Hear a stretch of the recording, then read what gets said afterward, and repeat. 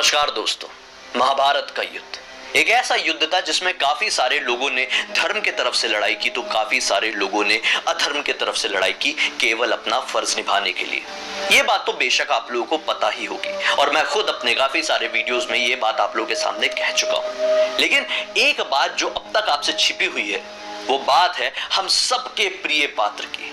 जी हाँ, महात्मा विदुर की। महात्मा विदुर माना जाता है कि इतने ज्यादा शक्तिशाली और इतने ज्यादा बुद्धिमान थे कि एक बार ये बोलना शुरू करते थे ना तो इन्हें सब लोग श्री कृष्ण के बराबर ही दर्जा देते थे, उनके बराबर ही रिस्पेक्ट करते थे। जिस प्रकार से श्री कृष्ण जब बोलते थे तो सारे लोग मुंह बंद करके उनकी सारी बातें सुनते थे और समझते थे, उसी प्रकार से महात्मा विदुर भी जब कुछ भी कहते थे तो सभी लोग उनकी बराबर से रिस्पेक्ट करते थे और मुंह बंद करके सारी बात उनकी समझते थे और सुनते थे। माना जाता है कि महात्मा विदुर के पास इतनी ज्यादा शक्तियां थी, वो इतने ज्यादा ताकतवर थे कि अगर वो ये युद्ध लड़े होते ना तो एक क्षण में पूरा का पूरा युद्ध खत्म कर दिए होते। लेकिन महात्मा विदुर किसकी तरफ से लड़ाई किए होते? बेशक कौरवों की तरफ से। लेकिन महात्मा विदुर ने यह युद्ध क्यों नहीं लड़ा? कैसे महात्मा विदुर इतने ज्यादा शक्तिशाली और इतने ज्यादा बुद्धिमान हुए? क्यों महात्मा विदुर को यमराज का भी अवतार कहा जाता है? बहुत पुराने जमाने की बात है, एक बहुत बड़े राजा हुआ करते थे। उनकी जो सभा थी, एक बार उनकी सभा में ऋषि मांडव्य को लेकर आया गया। दरबारियों ने कहा कि इनके ऊपर चोरी का इल्जाम लगा है। उस राजा ने ज्यादा नहीं सोचे, सीधे सीधे ऋषि मांडव्य को मृत्यु दंड दे दिया। बस फिर क्या था कि सारे दरबारियों ने उन्हें लेकर गए और एक सूली में लटका दिए। काफी समय तक ऋषि मांडव्य उस सूली में लटकते रहे, लेकिन फिर भी उनके प्राण नहीं निकले। जब ये बात राजा को पता चली तो राजा को काफी ज्यादा पछतावा हुआ कि सूली में लटकाने के बावजूद भी ऋषि मांडव्य की मृत्यु कैसे नहीं हुई। दरअसल उस जमाने में जमाने जैसा सिस्टम नहीं था। उस जमाने में जो लोग गलत होते थे उनके साथ ही कुछ गलत होता था, जो लोग सही होते थे उनके साथ कभी कुछ गलत नहीं होता था, ऐसा था। और ऋषि मांडव्य की कोई गलती नहीं थी, उन्होंने कोई चोरी नहीं किए थे, लेकिन फिर भी उन्हें मृत्युदंड मिला, सूली में लटकाया गया। इसी कारण से उनकी मृत्यु नहीं हुई। राजा को समझ में आ गया कि उससे कितनी बड़ी भूल हो गई है। वो तुरंत ऋषि मांडव्य के पास पहुंचा, बोला कि इन्हें सूली से उतारो, उनसे माफी मांगा सच्चे दिल से और ऋषि मांडव्य को कुछ धन धान्य देकर वहां से जाने के लिए कह दिया। वो भी लौट गए। अब ये सारी चीजों की वजह से उनका मन नहीं लग रहा था। उन्होंने खुद से अपना देह त्याग कर दिया। जब उन्होंने अपना देह त्याग किया तो वो सीधे यमराज के पास पहुंचे और यमराज के पास पहुंचकर उन्होंने काफी ज्यादा नाराजगी जताई। बोले कि आप तो धर्म के देवता हैं, कैसे आपने मेरे साथ ये अधर्म होने दिया? आप देख रहे थे ना, मेरी कोई गलती नहीं थी, उसके बावजूद भी मुझे सबके सामने बेइज्जत करके इस तरह से सूली में लटकाया गया। तब कहां गया था आपका न्याय? तब जाकर धर्मराज ने यानी कि यमराज ने कहा कि देखिए, आपने केवल एक पाप किए थे अपने जीवन में और वो पाप ये था कि जब आप 12 साल के थे तब आपने एक फतंगे की पूंछ में सुई चुभ थी। ये बात सुनकर काफी ज्यादा नाराज हुए ऋषि मांडव्य। बोले कि जब मैं केवल 12 साल का था तब मैंने केवल एक फतंगे की पूंछ में सुई क्या चुभो दिया, आपने उसे पाप मान लिया और उस पाप की सजा मुझे इस तरह से दी।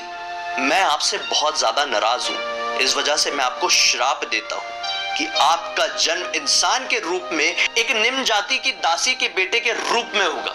उनका ये श्राप यमराज को लग गया और यमराज का जन्म महात्मा विदुर के रूप में हुआ।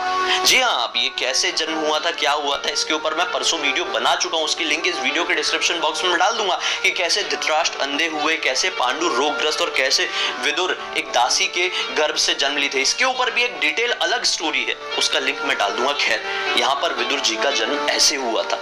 इसी वजह से विदुर जी काफी ज्यादा शक्तिशाली थे क्योंकि वो यमराज के रूप थे। जो विदुर जी थे ना, वो श्री कृष्ण के बहुत बड़े भक्त थे। श्री कृष्ण ने भी प्रसन्न होकर महात्मा विदुर को एक धनुष वरदान में दिया था। ये धनुष इतना ज्यादा शक्तिशाली था कि केवल एक ही प्रहार में यह लाखों करोड़ों लोगों का अंत कर सकता था। इस धनुष का सामना महाभारत के युद्ध में मौजूद कोई भी योद्धा नहीं कर सकता था। माना जाता है कि भीष्म पितामह भी अगर महात्मा विदुर के सामने युद्ध लड़ने के लिए आते तो क्षण भर भी नहीं टिक पाते, क्योंकि विदुर जी के पास वो धनुष मौजूद था। अब क्या था, महाभारत के युद्ध की घोषणा जब हुई तो ना चाहते हुए भी बहुत सारे लोग कौरवों की तरफ से युद्ध लड़ रहे थे। जैसे कि बात करें भीष्म पितामह की, और भी बहुत सारे ऐसे लोग थे। तो उसी तरह से महात्मा विदुर को भी कौरवों की तरफ से युद्ध लड़ना पड़ता। जब युद्ध की घोषणा हुई तो विदुर जी ने धृतराष्ट्र को बहुत समझाने की कोशिश की कि आपका ये जो बेटा है ना दुर्योधन, ये राक्षस है, ये पूरे वंश का नाश करके रख देगा। मेरी बात मानिए, अभी की अभी इसका परित्याग कर दीजिए अगर भला चाहते अपने वंश का, अपने कुल का। तो धृतराष्ट्र जी और किसी ने भी महात्मा विदुर की बात नहीं सुनी। यह बात सुनकर दुर्योधन को काफी ज्यादा क्रोध आ गया, काफी ज्यादा। क्रोध में आने की वजह से दुर्योधन लगातार महात्मा विदुर की बेइज्जती करने लगा, उन्हें बुरे बुरे अपशब्द कहने लगा। सारे दरबारियों के सामने, सारी सभा के सामने उनकी इज्जत बर्बाद करने लगा। इस बात से महात्मा विदुर को काफी ज्यादा क्रोध आया। उन्होंने अपने क्रोध को काफी हद तक कंट्रोल किया और जाकर अपने धनुष को सभी लोगों के सामने उठाकर तोड़ दिया और ये प्रण ले लिया कि चाहे जो हो जाए, मैं इस युद्ध में कभी भी किसी भी कीमत में हिस्सा नहीं लूंगा और कोई मुझे मना नहीं सकता। जैसा कि मैंने बताया कि सारे लोग महात्मा विदुर की बात सुनते थे, फिर चाहकर भी कोई वापस से महात्मा विदुर को युद्ध करने के लिए नहीं कह पाया, क्योंकि उन्हें पता था कि अगर मैंने ये नहीं किया तो मुझे ना चाहते हुए भी कौरवों की तरफ से युद्ध लड़ना होगा और फिर आखिरकार पांडवों की हार हो जाएगी। इसीलिए उन्होंने अपना ये धनुष तोड़ दिया था। अगर ये धनुष तोड़े नहीं होते तो सच बता रहा हूं, पांडवों की हार पहले ही क्षण में हो गई होती, क्योंकि महात्मा विदुर के पास श्री कृष्ण का वरदान में दिया हुआ बहुत ही ज्यादा शक्तिशाली धनुष था। खैर, ये तो बात हो गई कि अगर वो युद्ध लड़े होते तो क्या होता। अब बहुत सारे लोग ये जानना चाहते हैं कि महात्मा विदुर की मृत्यु कैसे हुई। जब महाभारत का युद्ध खत्म हो गया था तो धृतराष्ट्र, गांधारी, महात्मा विदुर एक आश्रम में जाकर घोर तप कर रहे थे। उनसे मिलने के लिए पांडव उस आश्रम में पहुंचे।